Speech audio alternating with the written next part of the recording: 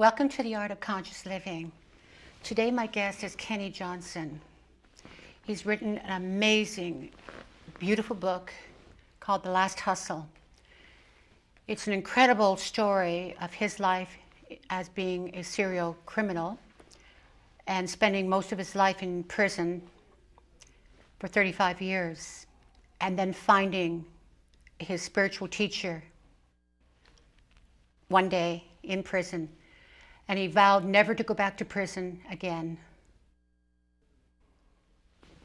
Welcome, Kenny. How are you today? Better. A little under the weather the other day, but I feel a lot better today. It's good to be here. Thank you. Thank you for the invitation. I really appreciate it. Well, your book is absolutely amazing. A very intimate, raw, revealing story about your life. Yes, yes. And it goes all the way back from the 60s, the 70s, right to the present time. Yes. Let's start from the very beginning. Okay. You had a life of crime, and take me to the mind of a criminal, a serial criminal. Let's go back to that time of why you were doing it, Right. and what it felt like to be doing that. Right. Let's start back when you were a young man in your teen years. I like that. I like how you use the word serial criminal, because you hear about serial killer or serial this or that, but I never really looked at myself as a serial criminal. But as I look at it, it was a series of crimes that I kept committing for a number of years that led me to this moment of talking to you. Gosh, where does it start? Is as a little boy, I always had something. There was something in me that was wanting to get away with something. There was something in me that wanted to just get away with something. You know, it wasn't malicious. It wasn't to hurt or cause pain, but and you'll see in one of the pictures, you see that in the little boy, there was the gleam in his eyes. He's trying to get away with something. And so when I was a little boy, I started stealing money from my grandmother's purse. And I would steal money from my grandmother's purse, and I would go buy candy with it. And over the months and weeks and days, I got caught, by my grandmother, and she shipped me off to Kansas City, Missouri to be with my mother. I get there, and I discover Safeway or A&P supermarket, and they have this long aisle of candy. And I'm saying, wow, all this candy, and it's all mine. 'Cause I didn't have any money, but I had pockets. So I would stuff candy and walk out and go sit under a tree or somewhere on the bridge and just get drunk on, on candy bars. And that got so good to me. I got caught, of course, but that didn't stop me. Getting caught didn't stop me. I just changed my little hustle. Okay, I can't steal out of A&P, so I steal off Frito-Lay trucks, or I steal off Coca-Cola trucks. So I was always trying to find something to just take because I didn't have any money. So it was a lack of money that really made me use my own thievery devices to compensate for not having money. What did it feel like to feel like you were being sneaky and getting it over on others? And was it an empowering moment of doing what you were doing, of going to your grandmother's purse and knowing that you could have that power to do that, and knowing that you can get away with it, and then going to the grocery stores and doing as such? I guess it is. I mean, you're throwing out different concepts, and at that time it was just getting away with something. Was it power? Yeah, maybe so, because as again we going back to this basic premise, I had no money, or the basic fact, I had no money and I was poor. So how could I compensate? Well, I used this was my money. Right. This 5 fingers was my money. And so this became my power. Yes, my hands became my power, and this is how I used them, as opposed to some people became artists, some people became writers, some people became electricians or carpenters. I became a thief, and these were my power tools. You were living with your mother and a brother And stepfather. and a stepfather. And, well, my mother, my brother, my sister, and my stepfather. It was three of us at one time. And you were dirt poor. Oh, we had my stepfather. He was a. Well, let me go back. When I was living with my grandmother in Arkansas with my mother, my aunt, and all, we was all living down in Arkansas together. We went. I knew how to. I picked cotton. I mean, I would get on my knees and and get this big old long canvas bag behind me. And what year was this? 1955, 56. And you were a boy of what age? I don't know, 6 or 7 years old. You know. And so I would go out into the cotton fields, and I knew how to pick cotton. I mean, I actually just stuffed it back full of cotton, and they would weigh it and give me so much money for how many for the amount of for the poundage. And so that's how I learned how to. That's the first way I learned how to make money, was just picking cotton, and that didn't seem too promising to me. I mean, it was hot. It's all day long. I think I made $5 a week, and I didn't get that. My grandmother got it. That was a dead end job for us. I was concerned, just because it was so hot. In the burning sun, you're on your knees and you're picking cotton, and your hands getting all bloody and everything. So I'm glad I left. I got out of Arkansas. So what I'm hearing you say is there was no value in working or doing it in the hard way. No. There was always looking for, as you wrote, the last hustle from the book. It was always to put something over, or to make it easier, to find the easy way. That's right. To find the trickery in That's something to make it doable for you. That's right. I use, as a friend of mine says, Michael Mead, the mythologist, says, he says, Kenny, you always use trickery, to get over. Use a trickster in life. And I realized that's how I would trick people to look the other way where I stole from. I would trick people to do things for me. That was how I survived. Excuse me. That's how I survived. And I didn't think that was a bad thing. I said, "Oh, this is what I have to do." It's a survival thing. In order to survive, that's just what I have to do. Right. So I never really looked at myself as a bad person, except when I went to court, and the judge says you're bad and give me so much time. But I never looked at it. My mother called me a hoodlum. I was a bad person, but I never looked at myself as a bad person. Well, let's explore the relationship with your mother and your stepfather and your brother. They knew that you were doing crime because at one point in time you got arrested, so they knew. Right. Were they against it? Did they lecture you? Did they punish you? Did they talk to you? Yes. What was your relationship with your mother concerning My mother, she was you a Christian. and crime? She was a Christian. She was totally against crime. She didn't want me doing anything but one thing: going to church, serving Jesus, reading the Bible. Bless her heart, bless her soul. Thank God she taught me how to read the Bible. Thank God she took me to church, because later on in life that would serve me well. My mother did not agree. I tried to give my mother money from some of the crimes I committed. She says, that's the devil's money. I don't want nothing to do with it. On the other hand, my stepfather, who was working to take care of us, he would take the money, put in his pocket, and that would supplement his income. So what did that cause in your thinking process? I was okay. He was accepting it, your mother was against it? But I knew that he was helping her with that indirectly. She could not take it, but I knew if I give him $100, I know it's going to benefit both the household. So in one way of her saying no and him saying yes. He was condoning it. Yes. And she was not. She was not. So there must have been a conflicting ideas going on within you of what you were doing. And did you think about what other people were thinking about you?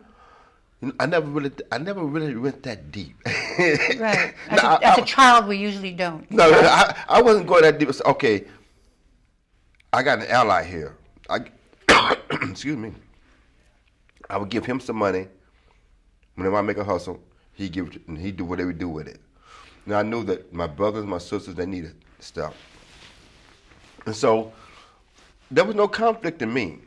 I'll say something. I did an interview in Bali, Indonesia, not too long ago, and they asked me, says, Kenny, were you conflicted when you was out there hustling? And that young man was not conflicted. There was no doubt, because I couldn't afford to be conflicted because I can't walk into a store saying, well, I think I want to rob your bank, or I think I want to cash this check, or no, I come to get the money. There was no conflict in me in what I was doing, none at all. So what I'm hearing you say is that you had no consciousness to what you were doing. It was like you were numb. You had to make yourself feeling a sense of total numbness in order for you to take from somebody else. You couldn't feel for that other person. No. Because if you start feeling, perhaps you couldn't do it. So you had to completely clothe yourself in a complete, total blankness of numbness. That's right. That's right. And what is that like? What does that feel like to do that? I can only speak from when I started feeling my feelings, and then I went back. Went back because when let me say it like this. When I was out there doing it, I had no. There was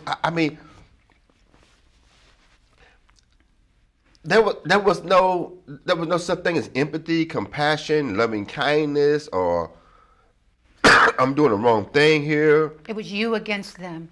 Yes. You against the world. Yes, it was me. And did you have a feeling that the world owed you? Oh, yes. Well, every time I went to jail, I said, when I get out, I'm going to really make them pay this time. I'm doing 3 years in prison, so every day when I get out, I'm going to make them pay. I'm going to make them pay. Who's going to pay? Society. It doesn't really matter. My ex-girlfriend, she's going to pay. Everybody's going to pay.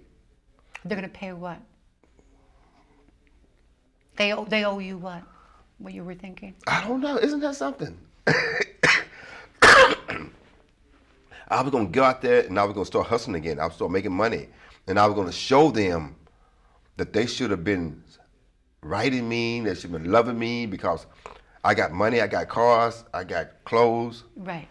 This is what from reading your book, this is what I gather, that you were not feeling love from inside of you, and you were not getting the love from around you, from others. Mm-hmm. So therefore, you didn't feel that you had value, there was no worth, and so therefore you went ahead and created what you thought would give you that. Yes. And it was on a superficial level, but you took it verbatim that it was really going to be what's going to drive your life, and that being that you were going to be the best.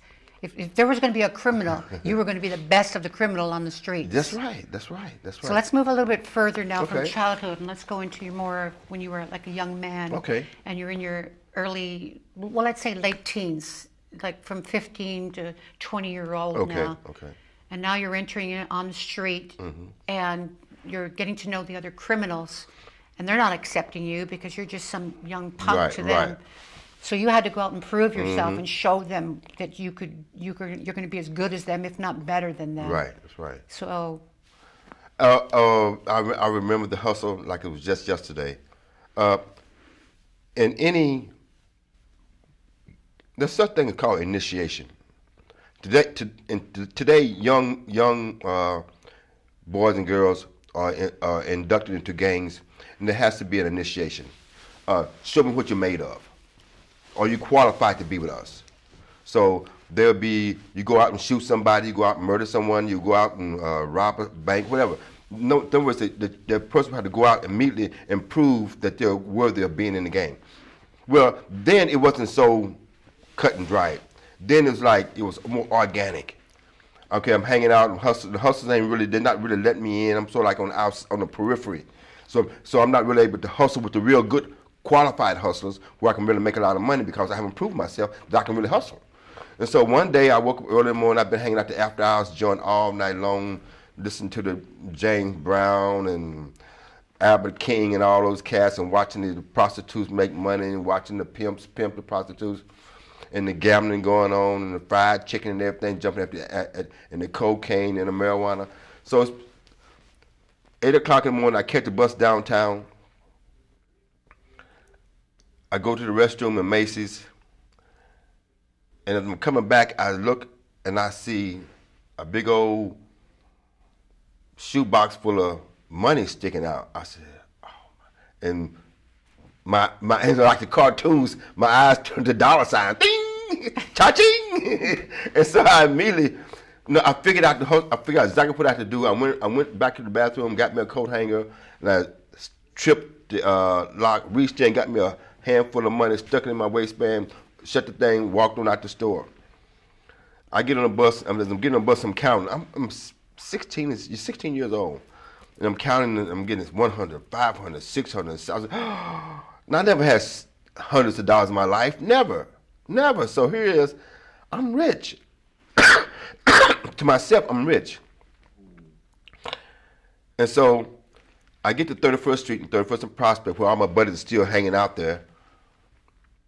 And I keep going. And I go to a car lot, and I buy an old raggedy car for $100. I get in the car. Back then, you could buy a car and leave at 16. They didn't care. I bought a car. I got it. I drive it back up the street. I didn't have a license or nothing. And I put up in front of the club, in front of my buddies. I said, man, whose car you stole? I said, this is my car, man. I just get in. Let's go. Let's go shopping. So I took my buddies shopping and everything. We got something to eat and everything. And then we went partying that night. And so then I was accepted. I left broke, but I come back with a pocket full of money in the car, and none of them had cars. So I had immediately propelled myself past them. And so the older players took note of that, and I was accepted. From then on, I was accepted. And that has to keep happening as you stand in the game. You have to keep proving yourself, because the moment you stop proving yourself, just like in any jungle or law of survival, if you can't, then you're going to get eaten up, And so it was a continuous proving myself. So you wrote in the book that you were hustling for love, you were stealing for love. Yes. And basically, it was all about wanting validation. Yes. About wanting to be loved. Like everybody in the entire planet, they want to be loved and they want to love. That's right. But this was your way of getting that respect and that love and That's that right. and that Attention. for somebody to look at you and give you the attention that you were so craving. Right. So let's speak on that. When you mentioned the gangs today, where the gang members will shoot you dead for a pair of your Michael Jordan shoes that you're wearing.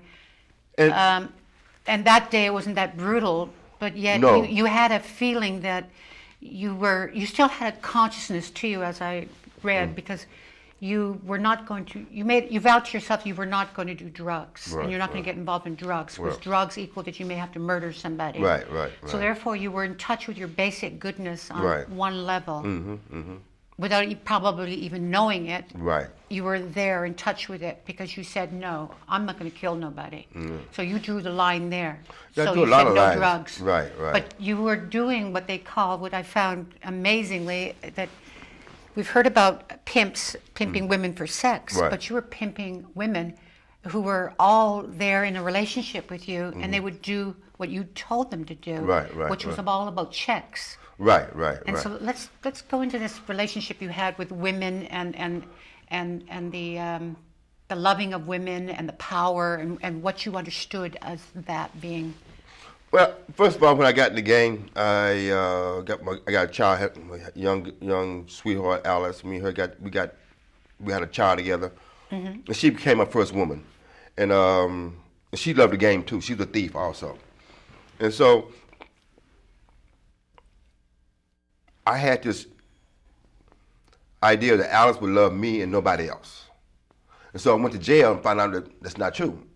Alice loved somebody else. And so when I got out of jail, reformatory, when I got out of jail, I got more, I would say, desperate for love, needy for love. But now I kind of like mixed it up with a number of other things. I mixed, I sort of like mixed this all up. I want women or women next to me. I want to make money. I really don't want her prostituting herself.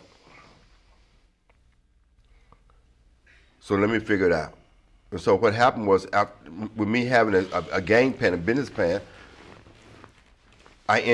checks came into my life. When checks came into my life, I said, "Oh, I can have everything now. I can have me a check crew. I can have my woman. My woman can do whatever she want to do because she doesn't have to make the money because I'm making the lion's share of the money. I'm making thousands a day where she can't even compare to what I'm making a day." Well, for those who haven't read the book, what is a check crew?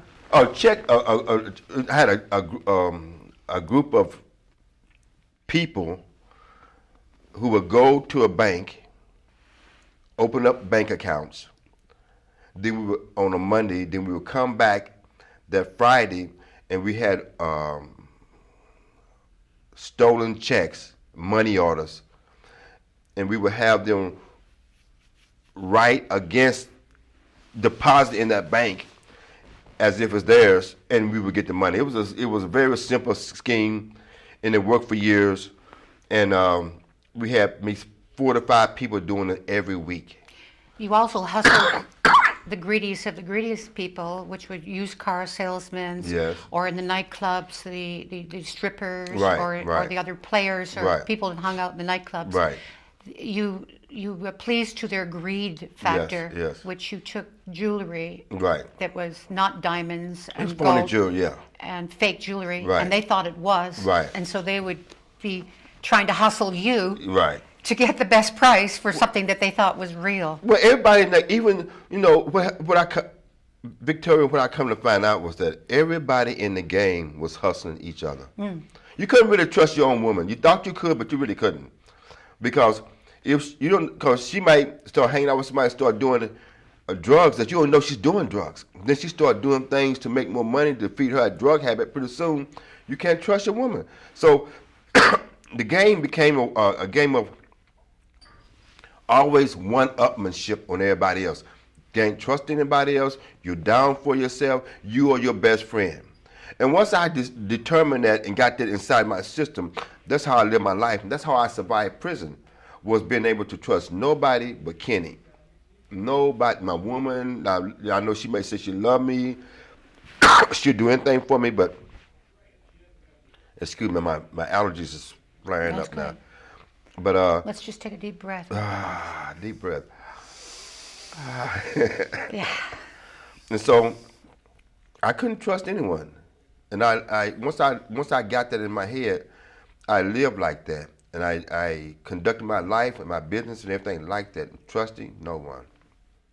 And you could close up shop in like 3 minutes. That's You right. never owned enough, or you were ready Walk to just away walk from away. everything. It's like the Buddhists do the mandala. They make this beautiful sand painting with all these beautiful colors and everything. And then they take a brush, a broom, and just sweep it away. I got very good at that. I would create this beautiful life, house, car, woman, clothes, even a lifestyle, friends and associates. Next morning they would wake up, I would be gone. Never to be seen again. House gone. And the reason clothes. you left, Everything's you were always gone. staying ahead of the police. Yeah, because I might hear of the FBI looking for you. Yeah. Or I might wake up and have a dream. I'm gone. I trust my dreams. Even in the streets, if I had a bad dream, I was gone. I would leave everything as it was. Trusting your instincts. Trusting all my the time. instincts. Because my instincts are watching out for me. So at one point in time, you're in prison now, and you're doing the biggest stretch that you've ever done. Right. For- 40 years. They gave you a 40-year sentence for numerous accounts. Yes. And the FBI had got you at that point in time. Yes. And you're in prison, and a guard gets wind Yes. that you're planning something. Yes. And what you're planning is you're planning to end your life. Yes. You're planning that this is it. Yes, yes. I'm finished. I'm over. I can't Right. do this I can't do anymore. it no more. I don't know what to do. I don't know what to do. So what happened at that time? The prison guards knowing he's watching you, it was pills that you were taking Yes. and hiding away, waiting for the day to swallow them all to end Yes. your life. So what at that moment was the trigger to that you were saying, no more of this, and now what? You know, every player, every hustler has in the back of their mind that they don't want to end up on death row. They don't want to end up doing life in prison. And they don't want to, because they don't want to die, and they don't want to die in prison. That's the ultimate failure as a hustler. That's the ultimate failure. This is unconscious running. And so I got 40 years for writing bad checks. I'm 32 years of age. I have to serve, to me at that time, an inconceivable amount of time of 10 years or more before I'm back on the streets. I'll be 42 years old. 32 to 42 mean like, wow, that's a decade. Wow. 1982, I get out in 1992. And those thoughts are running, those thoughts are running, those thoughts are running, those thoughts are running. And then pretty soon, a solution comes. You don't have to do the time. You can escape. Go to the psychologist, and tell them what's going on. And they give you some pills. You keep saving them, and you can commit suicide. Just go to sleep. It's all over. This is what this voice was whispering to me. And I listened to it. And I did it. And I was putting the pills up on my tongue, go back, wrap them up in the toilet, stick them up on my bed post. Well, this African-American guard who was probably dispensing the pills or watching from the sidelines, because I don't know how he knew, he came up to me, he came knocked on my door one day and says, young man, can I talk to you? I said, sure. He sat down, he says, what you're trying to do is not going to work. You can't put that light out. And I'm like, what's he talking about, you know? That light inside of you won't die. He said, I know what you're up to, but it's not going to work. He says, as a matter of fact, there's some positive black men over there. Go hang out with those guys. They'll give you hope, and they'll help you out. And you were inclined always, even as a little boy, Right. to be always searching out other people who had intelligence, who had some wisdom, who had something that you didn't have. Right, right. And these people were basically of Malcolm X in prison. Yeah, they were up from that lineage, from that family, from that mindset or that consciousness, in a sense. Or they were Muslims. Muslim. They so you start looking into everything. Right. Well, it was, Victoria, that was the turning point in my life. That was the turning point. When that guard came in and said, you can't, because I was headed toward oblivion as suicide was concerned. I was headed there. I was going to do it. And that guard came, and that just turned everything. Just turned everything. Tell me about that turning, exactly that moment. What did that moment feel like? It was hope. Was God gave me hope. Was it a good feeling, or an uneasy feeling, or was it a celebration, or was it just something, another feeling? It was like, okay, let me try this out. Let me see. Maybe. Curiosity. Because I really wanted a way out. I want a way out of doing the 40 years. And if they can provide me a way out, let's see. Because this is the ultimate way out. I can always pick that one back up. Right. So let's go see. And when I went and talked... So what was the alternative to suicide? Let's be clear about this. What did you say? Suicide was there. Right. And you said that's not an option now. So what was the alternative to that? Oh, going talking to these guys and seeing what they had to offer me. And you didn't know what you would find there? No, I hadn't. But I knew I could always go back to the pills. But let's go see. Let me go see. Okay. And that curiosity led you to Gangaji. That curiosity in its own meandering way led me to Gangaji. Over gosh, this was 1982. 14 years, 15 years later. Right. Isn't that amazing? Absolutely. 15 or 16 years later, that turning point led me into Gangaji. But that was the mid-90s. that was, yeah. But I had to be prepared to meet her. I had to be prepared. Because if you would have met her and there was no preparation, no, then you would not have paid attention to her, perhaps? No. I had to be prepared. And how long was the preparation before you actually met Gangaji? From 1982 to 1995. 94. September 1994. 82 to 94. You were preparing to meet her. Preparing to meet Gangaji. How many years was that? 14 years, something like that? Yes, and so what was that preparation like in preparing? From 82 to 92, while I was in federal prison, I went through meditation, yoga, Islam,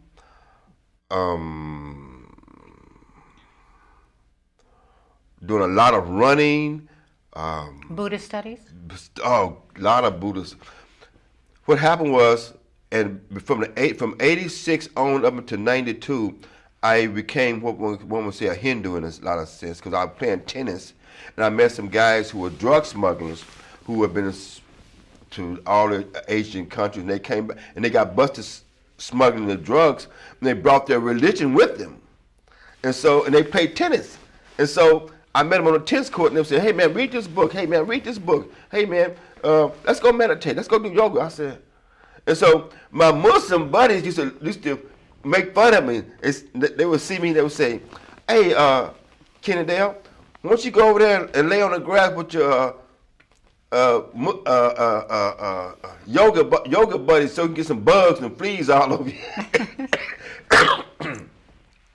Because the Muslims, they had the bow tie, they was creased and they were sharp. And you would never see a Muslim laying on the ground, But I was hanging out with these cats who were like hippies in a lot of ways, and they was turning me on to the Indian philosophy, Hindu philosophy, and that was preparing my mind, my body, and soul to meet Gangaji.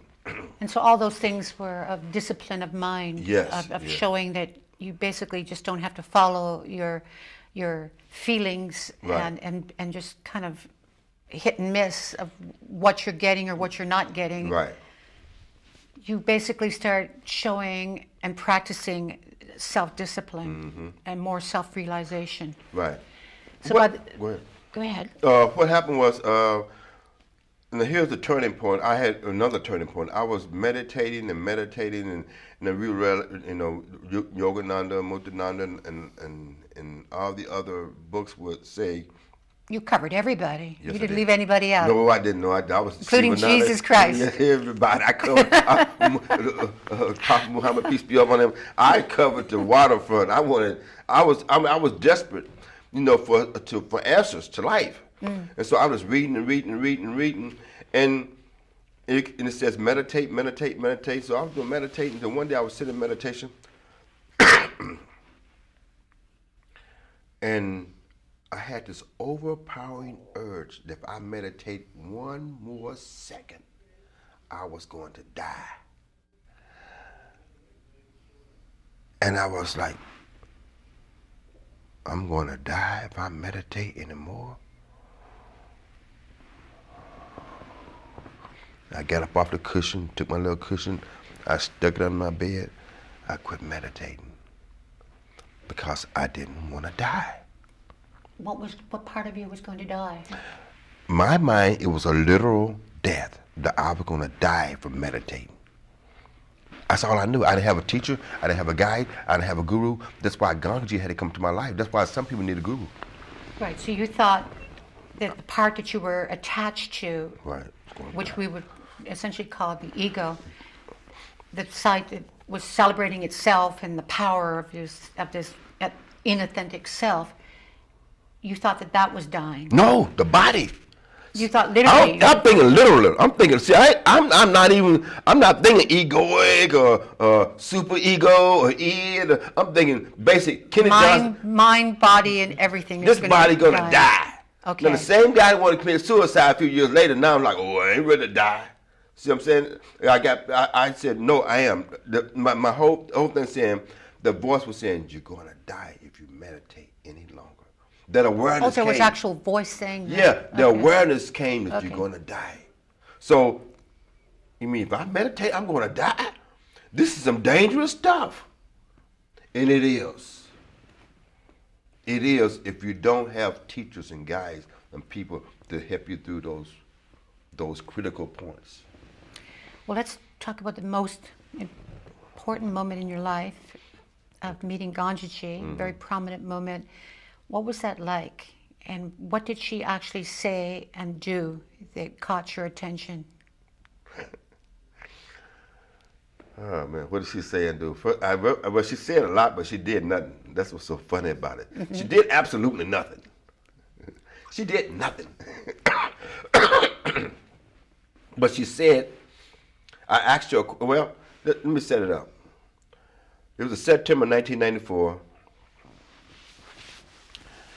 By now I have served over, say about 18 years in prison, different prisons. I got out of prison after serving from the 82 to 92. I got out of prison, went to, got paroled out. I did it. I survived that 40 years sentence, got out. Went to live in Cedar Rapids, Iowa with my girlfriend who stuck by me the whole 10 years. We set up house. I get a job. And that old criminal nature started kicking in. He wasn't done. So the criminal nature kicked in. I started drinking and hanging out with what my mother would call loose women, back into women who would want to cash checks. And next thing you know, I'm back into the game. I'm on parole. I start catching cases. I start going to jail. I start stealing jewelry. I'm a full-blown criminal again. I'm buying cars and diamonds, and I'm acting like, and I'm making bond. I got attorneys, and my parole officer's not saying anything. After about 7-8 months of this, I got too many charges. I got too many bonds, and I was sitting on the side of my bed, and I called my parole officer. I said, I'm coming in. He said, I was wondering when you were going to give it up. He says, I've been tracking you. He says, I was wondering about that. He says, come in tomorrow and we'll take care of it.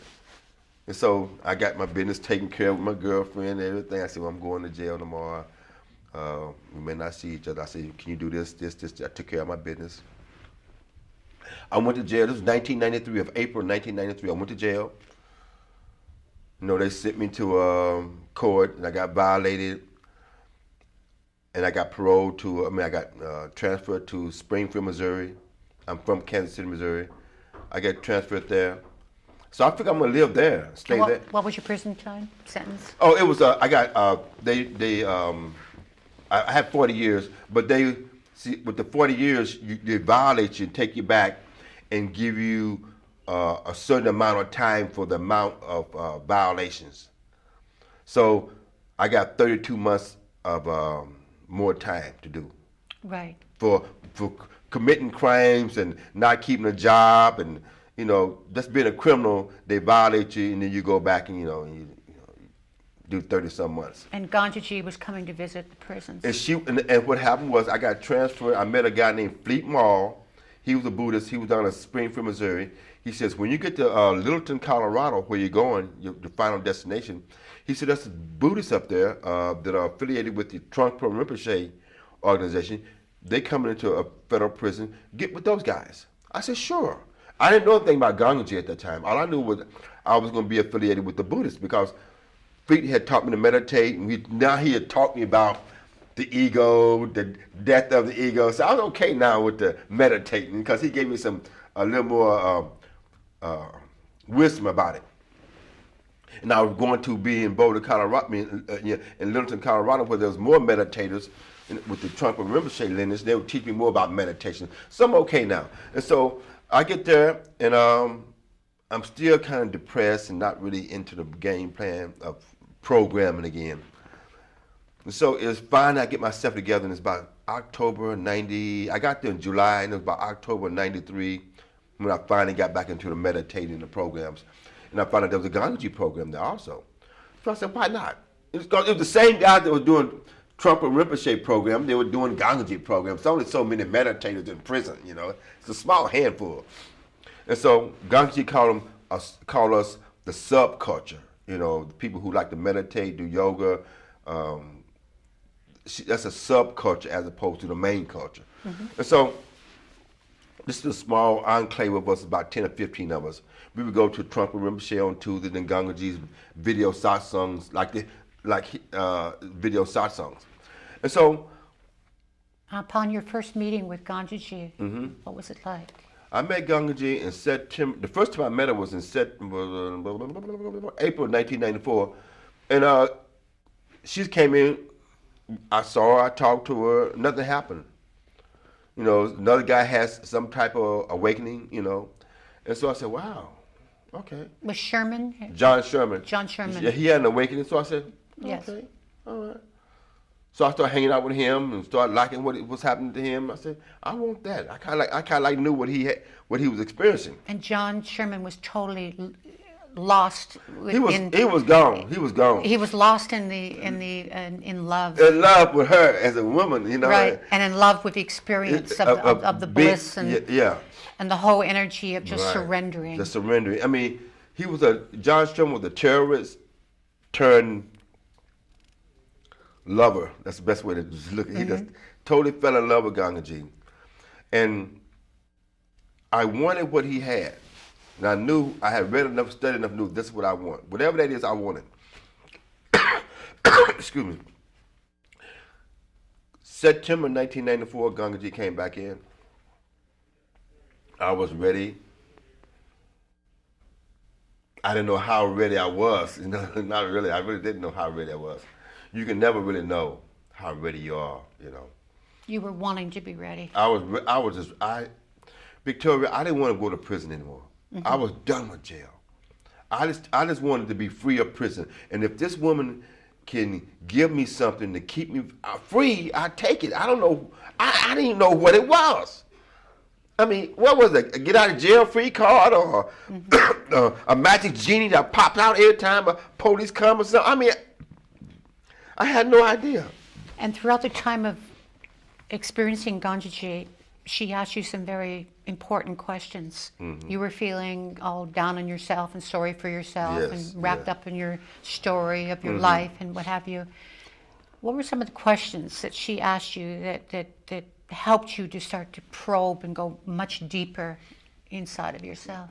I would say more of a question, it was the statements she made. She says, you're not a black man. You're not the father of your daughter. You're not an ex-convict. And when she's telling me, I'm not this, I'm not that, because, well, I am black, you know, but I'm not a black man. Okay, I'm not an ex-convict. I'm not the father of my daughter. All these things that's like, that my mind is just like, you know how you stick a stick in some gears or something.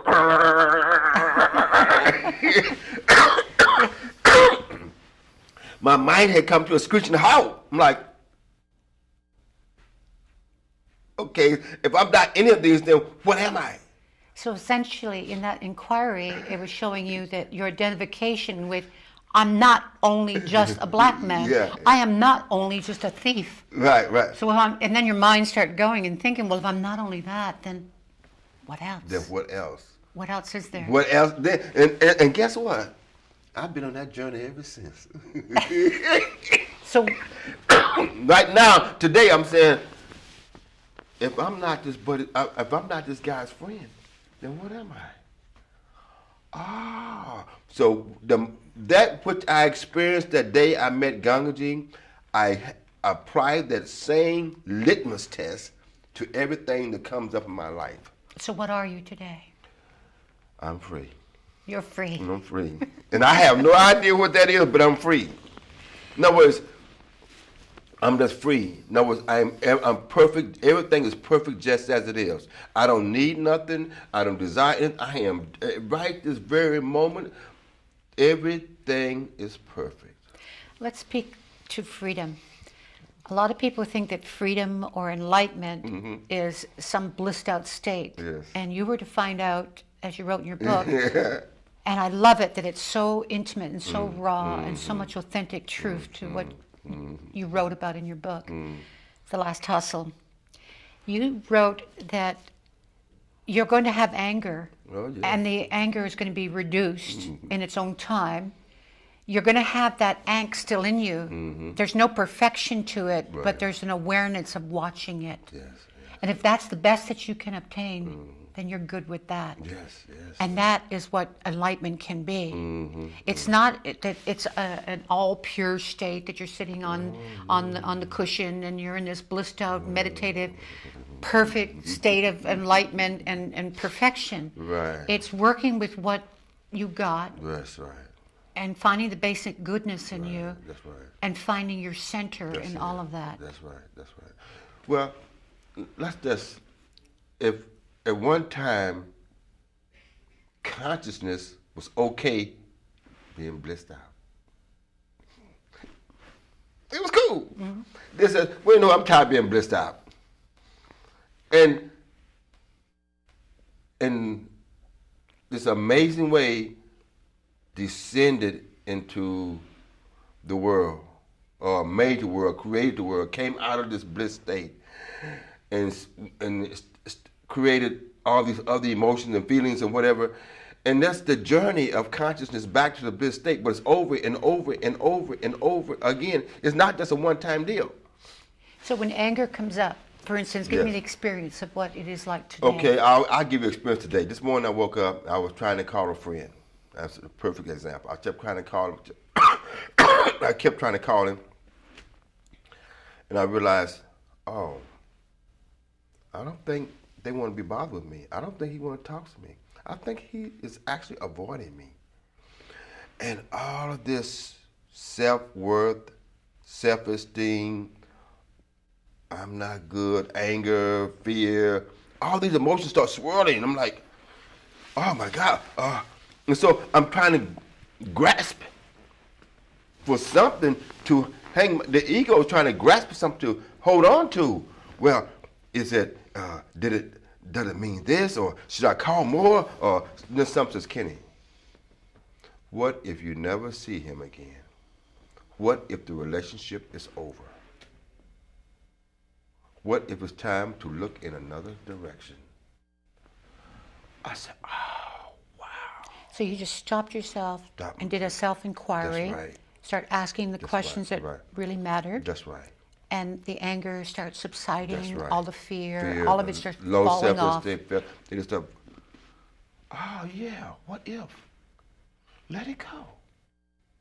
Because they say the source of all suffering is holding on to stories. And the way out is to let go of the story. So I said, okay, what if I never see him again? There was a time I didn't even know him. He didn't know me. What if the journey that you two are on is over with? Experience the depth of that journey. Well, let's look back at today. That's what you would have done today. Let's go back when you were 20 years old and if that happened to you. Right. What's the difference between today and then, when you didn't have this knowledge that you have today? What would you have been like 40 years ago? I would have kept pursuing. I would have kept trying to knock on the door. I would have been begging. I would have been all top to become this friend, to find out what's going on. And then once I found out what's going on, then I would make a decision as to how to proceed then. I wouldn't have given up. I wouldn't have done the inner work. I wouldn't have stopped and says, what if this is over with? What if this is done? I never would have did that. I would have kept pursuing. So you would have been lost before in the act of just being responding to. Yes. A reactive mind. Reacting to the stimulus that he's not answering my phone call. Well, I gotta knock on the door. You know, I'm gonna go see that person. You know what I'm saying? This would have been out of fear. It really would have been out of fear, but I would have used anger to get me there to his door. But it would have been out of fear of losing a friend. We just have a few moments. The time has gone by. Wow, so are you sure? Absolutely. You positive? Absolutely. And I know you have incredible work that you do for the Right. last 15 Yeah. years. You go back into prisons. It's Yes, called yes. sacredspace.com. .org. Sacredspace.org. Yeah, thissacredspace.org. Thank you. And you go into the prisons and you talk to the inmates now, and they're going to listen to you because you walked in their shoes. Some and they do. can identify with you. Some do, some won't, some don't. some will never. But the some that do, Yes, yes. you have their full attention. Oh, yes, yes. And because it's not like you've not walked in their shoes. If somebody has not walked in their shoes, they won't give them any ear. They'll say, no, who cares about him? He doesn't know. Right. But you do know, and they know you know. That's right. So now you go in there and what do you do actually?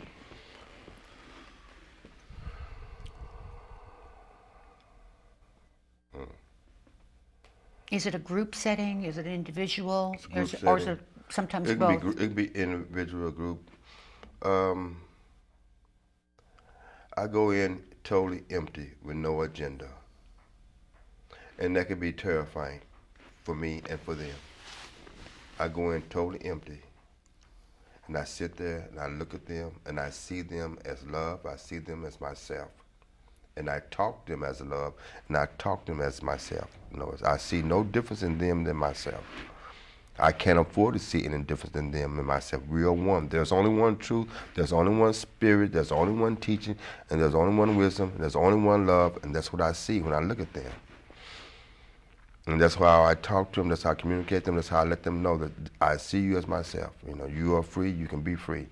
And I tell them that. A lot of them hear it. A lot of them don't. Do you lecture? Do you talk? No, we just have a conversation. Just a conversation? Just a conversation, like we're doing here. You see, it's not in the words, it's just in the presence. The Buddhist teacher said one time, he says, a person that has spirit, has experience and a degree of a consciousness, of awakeness, of God consciousness, and this could be sitting somewhere and somebody can look over there and catch it.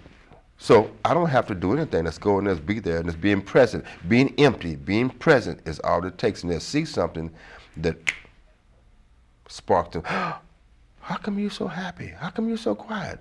Tell me about that. That's you're not a black man. You're not an ex-convict. You're not a white guy. You're not a rapist. You're a love of the self. That's what I do.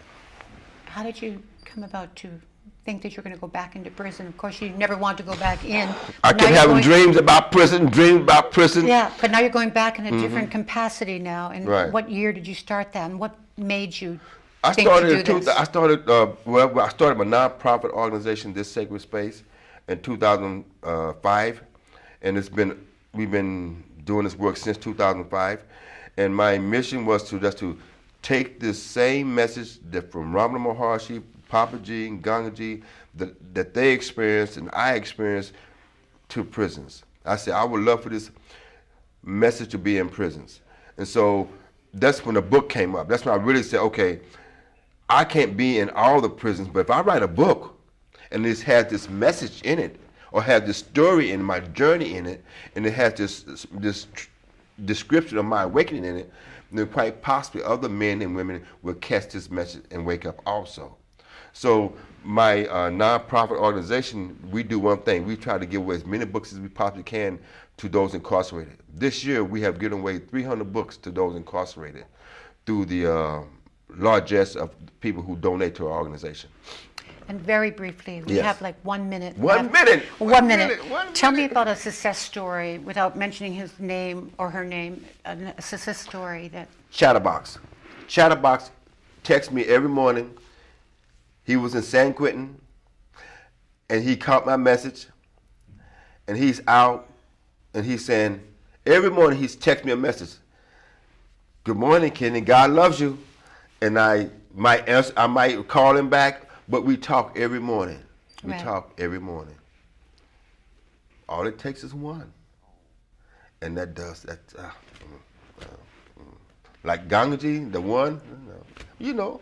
Absolutely. You know. When you were in prison and you were getting out, Yes. there was an insecurity that you were out. Yes. Yes. So there was always like, you're feeling like you should be back in. There was almost like a Yeah. guilt factor in Yes. that. Yes. Yes. Yes. Yes. And where are you at with that now, 20 years long later? There's no guilt here, baby. And no guilt about no. And that was the revolving door Yeah. that was going on for Yeah, it was all there. those years of the Yeah, prison. I was of institutionalized. Right. You were liking to be in Yeah, I was safe there. You were safe. And when you I'm got safe out, here. when you were out, there was an incredible guilt that you were out. So you were wanting to get back in. Right. Now I feel I'm safe here and feel guilty about thinking about doing something to go back there. Yeah. And at that moment when all that shifted and turned, Right.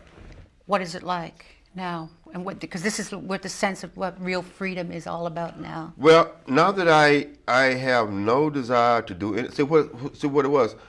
I'm not doing anything to put myself in prison. I'm not doing anything to put myself in prison. So I'm doing everything to keep my mind out of prison. So there's nothing to. Oh, I'm just being empty. Totally empty. Totally free. It's empty and free. And when you're empty and free, there's no guilt, there's no shame, there's no right, there's no wrong. There's just this. So it sounds like once you release yourself from your self-imprisoned prison, Yes. then absolutely, literally, you're not going to go to prison. Right. Because we make our prisons within inside ourselves first, right. with our thoughts. As an artist, I don't paint pictures of prisons anymore. I paint hearts. I paint kisses. I paint Of books. love. But I don't paint bars. I don't paint pain. I don't paint pain for people by inflicting pain on them. Well, Kenny, thank you from the bottom of my heart for writing this book and sharing your life with me and everybody, actually. Thank you. Thank you. I'm very honored and very pleased. Thank you. Namaste. Namaste. God bless you. Assalamu alaikum.